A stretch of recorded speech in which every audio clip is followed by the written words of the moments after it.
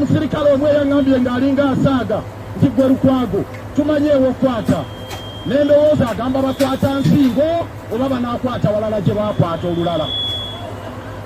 Njagala okubasaba basebo ne banyabo we tumaliddeko omwaka twasayininga ekiwandiiko nti ffenna tukolaganire wamu tulwanyise Fugabbi. Mwebaza ow'ekitiibwa Kyagulanyi yakiteekako omukono ku lwa NUP, nze ne nkiteekako omukono ku lwa PFF ne FDC. Keno Mugisha muntu n'akiteekako omukono. Twali mu Parliament nga Loopo ono yatuyise we tumaliddeko omwaka. Olunaku olw'enkya Dr. Kizza Besigye bamukomyawo mu General Court Martial. Bannamateeka bangi bavudde bweru wa Uganda. Martha Karua Mmuulira baali bamuganye yatuuse dda akomyewo olwaleero.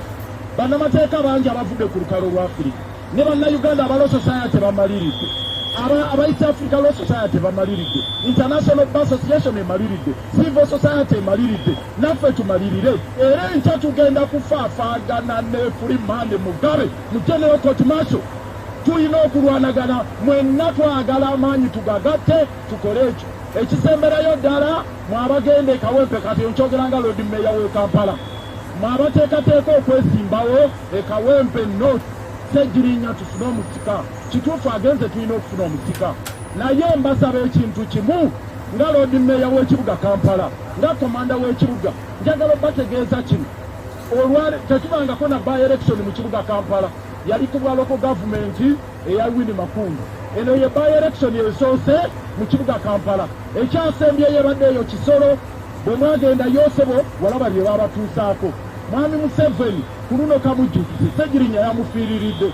Tugenda kuba ne by election mu kibuga Kampala ng'eri kumpi ne State House. Tuve mu kulumaŋŋana nti ate ono candidate bali 10 bali 5 ono adda wano ono wa kibiina kino ono waakiri. Tusimbe mugongo gwa candidate omu, ffenna tubenga ffenna buli lunaku nze mbakakasa ebigambo byange mbikakasa mu byulire. Buli lunaku nga tukeera ku Raale ng'eryemu abamu ebigambo byaffe tetubirumamu, tukeere nga ku Raale ng'eryemu. Ne Dr. Besigye lwava mu komera tulwana aveeyo, ffenna tusimbe mu kisinde kimu tusobole okulwana tulabe nga tukozesa ekisinde kino okutwala mwami Yoweri Kaguta Museveni. Ssegirinya wumula mirembe, Ssaabasajja Kabaka awangaale. Tinkwanirizaako nnyo mukwano gwange oli ku UG Updates TV kusinziira okuba ng'otuwuliriza. Embeera weetu yabadde olunaku olw'eggulo mu kuziika Muhammad Ssegirinya, era bw'atyo Erias Lukwago yagenze mu maaso n'okuwoninga abamu bali ku gavumenti ab'ebuyinza ababadde bamutiisatiisa okumukwata gwe mukwano gwange ali ampuliriza.